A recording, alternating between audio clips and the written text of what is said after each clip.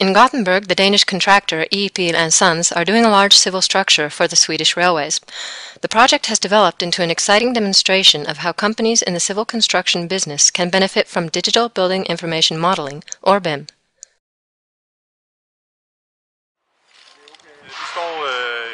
We are now standing in the center of Gothenburg, where Pihl Sons are now erecting 2 new bridges that will lead 2 new railway tracks through Gothenburg. We are just now completing what we call Stage 1. That is the first bridge of 12, and as we can see, the reinforcement work is ongoing. Research and development engineer Stefan Brandt Johansen is responsible for the first part of the project, initially working from the Pihl headquarters in Lyngby, Denmark. In order to handle the high complex geometry of the reinforcement, Pihl has chosen to do a digital model of the whole project. The model has been done with the software Tekla structures. The model is fully parametric, so we can easily and quickly create the structure once we have received the design from the consultant. We can also quickly do changes when they occur. At the same time, the model is central to the collaboration with the other participants in the project, and not least, the procurement and fabrication of the reinforcement that is delivered to the site. The BIM model has proven to be of great value for the collaboration between Pihl and Celsa Steel Service in Halmstad, Sweden, who is delivering the reinforcement for this project.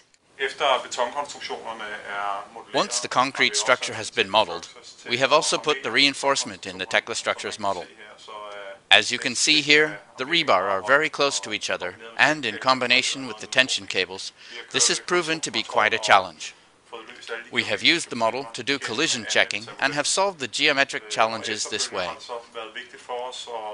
It was key to us to be able to create a digital flow of the reinforcement data directly to the manufacturer. This has been done by creating a link to the ERP software that Celsa uses to control their production. The way it works is that you simply mark up the reinforcement you want to order, open the link, and export a file that contains all the needed data. This file is then sent to Celsa, who uses it directly for automatic production.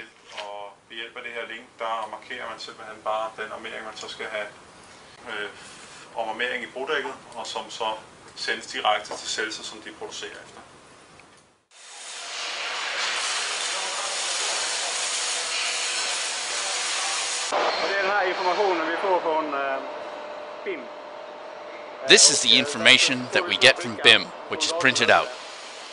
Here is all the information that we need. Number of rebar, size, cutting length, weight, and all the measurements, including angle and radius. This data we simply read into our computer. The information is read into the robots so that the reinforcement is cut and bent 100% accurately. The cut and bent reinforcement is bundled, marked with tags, and shipped to the construction site. The traditional way of pre-cutting and bending, based on the information derived from 2D drawings, is often error-prone, especially in projects with complex reinforcement. The errors then need to be corrected on site, which costs both time and money. However, in the Gothenburg project, this is no longer the case. Here we see the site cutting and bending workshop, and we have some rebar in different sizes that we use. It is, however, rarely needed in this case, which is due to the fact that the reinforcement we order via the model is correct, and we don't have to do a lot of cutting and bending here on site. Naturally, the waste of material is vastly reduced.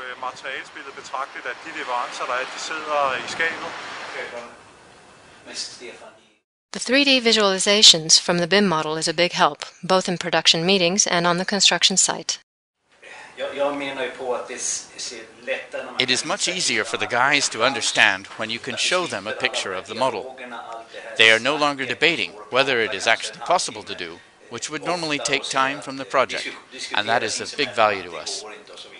Now the guys start working with a positive attitude, because it is clear to them that the work is possible to do. Everyone has the picture of the model in mind. BIM has proven to add even more value to the project than Pihl had originally expected. In the first of 12 stages of the project, which was done in the old way of working, there were about 20 to 25 errors in the reinforcement delivered on site. The errors came from the procurement that was based on the old 2D drawings, which made it very hard to determine the sizes and numbers. That caused us to do a lot of cutting and bending on site. In the following stages, done with the new way of working, we are now down to 0 to 2 errors. We have reduced the number of errors to a minimum by doing class checks and solving all the issues in collaboration with the consultants before starting the work on site. We have also reduced the work hours needed for this project considerably. The first stage took 23 workdays just to complete the reinforcement work. The use of this new technology has contributed greatly to the fact that we are now completing the same work in 7 to 9 days.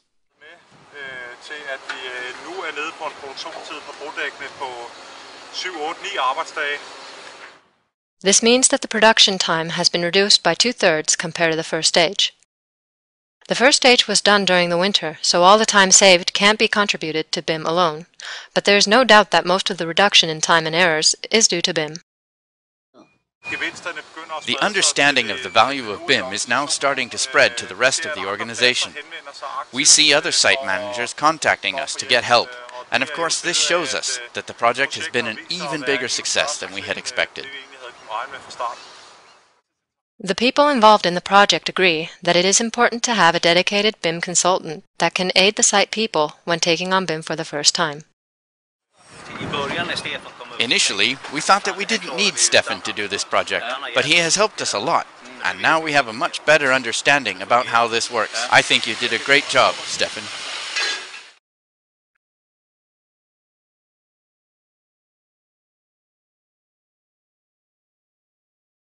Read more about the project on our website.